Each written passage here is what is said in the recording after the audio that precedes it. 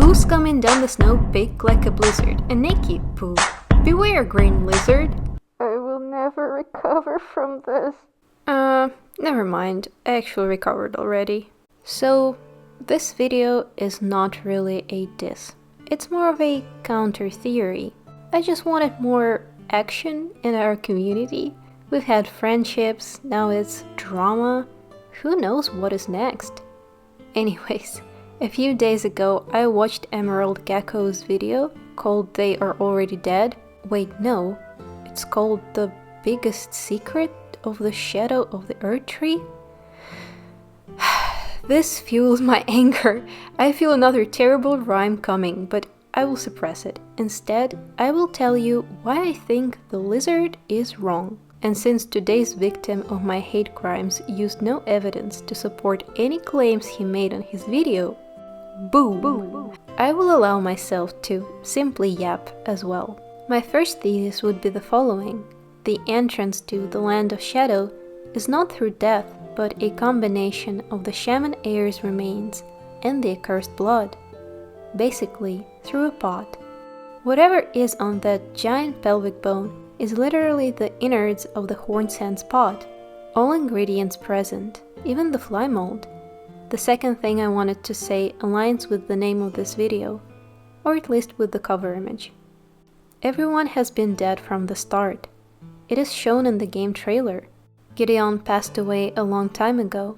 The round table hole is just a memory anyways. Dung Eater who was publicly executed, yet he lingers in more than one place at a time. If he had been hanged, why is he still in prison? Since some moment on the timeline, everything in the lands between is frozen in an unnatural state. Once again, everyone is virtually dead. Even you, traveler from beyond the fog. The Land of Shadow is a part of a real world, just like the lands between, or at least both have been. I like the metaphor for the purgatory, but both regions clearly have signs of ritualistic practices surrounding death, not just as a concept, but literal burial. The third idea I want to present is that the Land of Shadow is more real than the lands between. Continuing with my two previous arguments, if everyone is dead, and the exit from death is through the pot, and we know that what happens in the pot stays in the pot. What I want to say is that if you follow the picture I'm trying to paint, it seems like the lands between is the actual purgatory, the exit from which is rebirth. Rebirth not through artificial means like the earth tree, but the natural one, the karmic rebirth, the wheel of samsara or whatever. As we know, or at least as Wikipedia says, there are 6 realms of rebirth in Buddhism: a god, a demigod, a human, an animal, a ghost, and, well, hell. In my opinion, originally both parts of that region worked in a unified natural manner. The lands between have the evidence of life and death cycle. The Land of Shadow has an entire nation whose goal was the ascension or rebirth into another realm. The Hornsand are sorta present in both regions. Yes, primarily, the lingering ghosts of this ancient civilization are wandering around their ruined temples and strongholds of their motherland, but the artificial life forms that bathed in Mog's accursed blood grow the same horns as well. In the Lands of Shadow, the rebirth is still possible. In the region hidden by the fog, the Earth Tree is supposed to emulate this process through the means researched by the Hornsand civilization, with one exception. There is no progress. Everyone stays what they are. There is one eternal god. The old gods have been destroyed, or at least these lands have been veiled from their eyes' reach. Hey guys, it's Editing Me here. I think I forgot to elaborate a bit more on the connection between the rebirth and the shamans. So I wanted to underline that there seemed to be a natural way of spiritual progression or regression, but what the Hornsand people were experimenting on was specifically the progression, which was artificially induced by the remains of shamans, who as we know were people with an extraordinary connection to the spirit world. However, by the time Mirka establishes her realm, and what I mean here is the new order on a limited geographic area, there seem to be no shamans left. She bathed her village in gold, which in my opinion means she planted the first tree, even though there was no one left, meaning the tree was planted on a large amount of dead shamans, which in theory sounds like some ultra-powerful spiritual object. I find it fascinating that a very unique culture is preserved in the lands between, so close to Leyndell, the culture that seems to be connected to the origins of America. Someone had to be working on these jars, and I don't know why I kept saying pot, I apologize. I do think though that America tried to emulate the shaman tradition to feed her trees, so they would become the karmic guides to the dead, but alas the shaman's spiritual abilities were lost in time, which is why the lands between are as they are.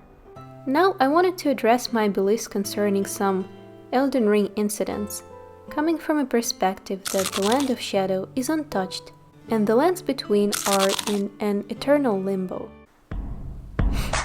Boiled prawn? I can smell it from afar. Oh, I was gonna say, I finally know who you are. A yapping individual? Godwyn died but had nowhere to pass on. Before America's rule, people died and were buried. We have multiple graveyards, an entire culture surrounding burials. The underground cities are literally necropolises. Sometime after the destined death was sealed, the bodies of the deceased were carried to the roots of the earth tree to be recycled. No one was really born or died. The destined death-infused blade really killed Godwyn's body, and what should have formally followed was the burial and the karmic rebirth. But no one is born or dies, so he's just there. His rotting body cannot be recycled as it truly died. This is when the Dung Eater comes on stage. The curse detaches the soul. As I have mentioned in one of my previous videos, his goal is to break the artificial cycle of rebirth. Everyone in this place is, for a lack of a better word, stuck. It is a memory that keeps repeating itself. Unlike Godwyn, the victims of the Dung Eater experience the opposite kind of erasure.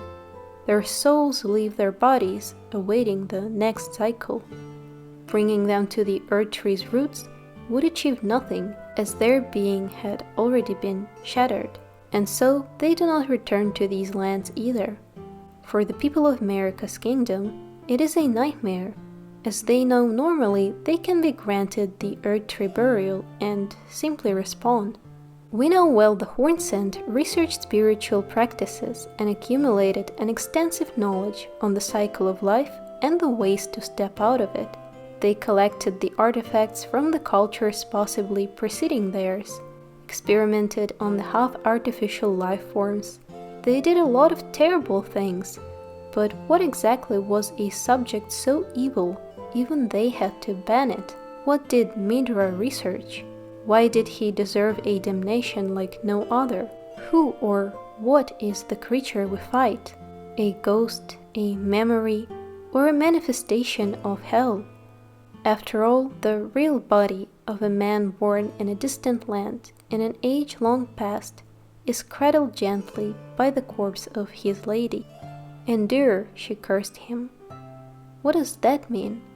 Not resist, endure. Isn't the flame of frenzy basically a different way to break the cycle of her birth?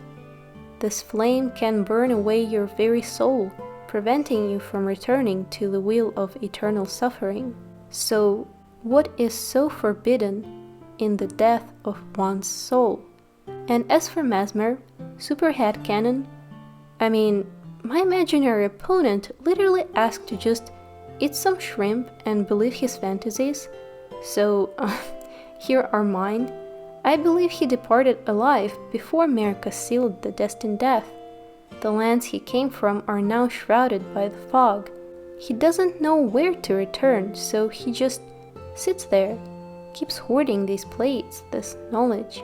I think only those who come from beyond the fog may actually change something, and that is why America specifically sends her first husband and his warriors away before something happens.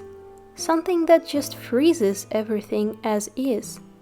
But was it really the shattering, or did something happen before it? And the shattering was her attempt to reverse the change.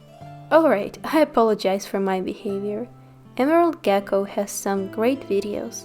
I just got angry he released a video on the topic I was working on, just as I got angry when I saw this video. Weeks of my work, straight to the trash can. This video's good though. Go watch it. Bye. I don't know a good rhyme to a gecko. The only word it rhymes with seems to be echo. Anyways, hope you were considered. Annekkipu signing off. Nobody asked but I delivered.